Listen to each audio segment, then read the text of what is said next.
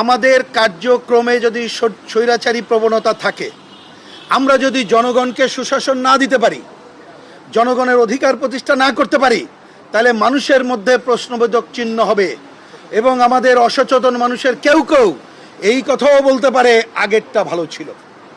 সুতরাং আপনাকে এমনভাবে কাজ করতে হবে আপনাকে এবং টিমকে, যাতে মানুষ এই কথা না বলতে পারে, মিষ্টি কথায় চিড়ে ভেসবে না। এবার আমরা বললাম সম্প্রতিকালে গোপালগঞ্জের এবং মাইলস্টোন দুইটা গুরুত্বপূর্ণ ঘটনা। গোপালগঞ্জের ঘটনা কে না জানে ওইখানে কি পরিস্থিতি, তা আমরা প্রশ্ন করলাম। ওইখানে যাওয়ার আগে নিশ্চয়ই আমরা জানি ওইখানে পতিত শক্তি, তারা, আমরা বিবৃতি দিয়েছি, একটা সভা সমাবেশের অধিকার নিশ্চিত করা দরকার প্রশাসনের, পুলিশের গাড়ি পোড়ানোর অধিকার কারণ নেই, তারা এই কাজ করছে। কিন্তু কেন বক্তব্য বিবৃতি এমন দলের দিক থেকে দেওয়া হলো যা উস্কানিমূলক, এবং এই দলটি অনেকে মনে করেন আপনার প্রশ্রয় আছে, ওনার সামনে এই কথা বলেছে। সুতরাং এই ধরনের ঘটনা বলি এই সমস্ত জায়গায় সংকট তৈরি করে।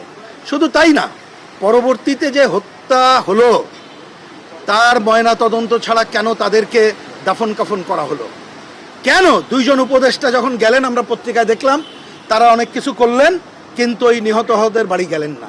তার মানে মানুষের পারসেপশনটা কি হয়? মাইলস্টোনের ঘটনা এত বড় ঘটনা, একটা সরকার যদি মিনিমাম থাকে, যত দুর্বল হোক, সে তো নিয়মিত একটা ব্রিফিং করবেন, কেন উল্টোপাল্টা কথা হবে?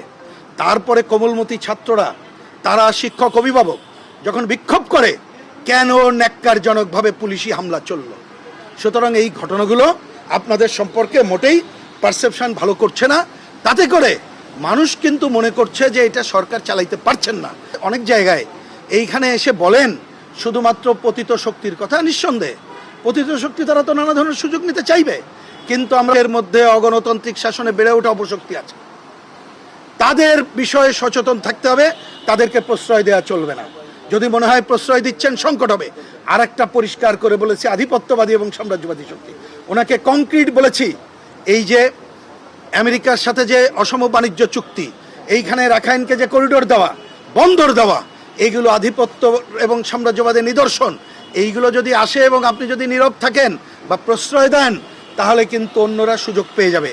সুতরাং পথ একটাই, সুশাসনের জায়গায় আসা, আর এইটা করার জন্য আমাদের সামনে একটাই পথ। দ্বিতীয়, সুতরাং সুনির্দিষ্ট নির্বাচনের তারিখ ঘোষণা করার জন্য নির্বাচন কমিশনকে বলে দেন, এবং নির্বাচন কমিশন সেই পথে যদি হাঁটে, আমরা যদি সবাই মিলে হাঁটতে পারি সহযোগিতা করে, তাহলে সংকট দূর করতে পারবো।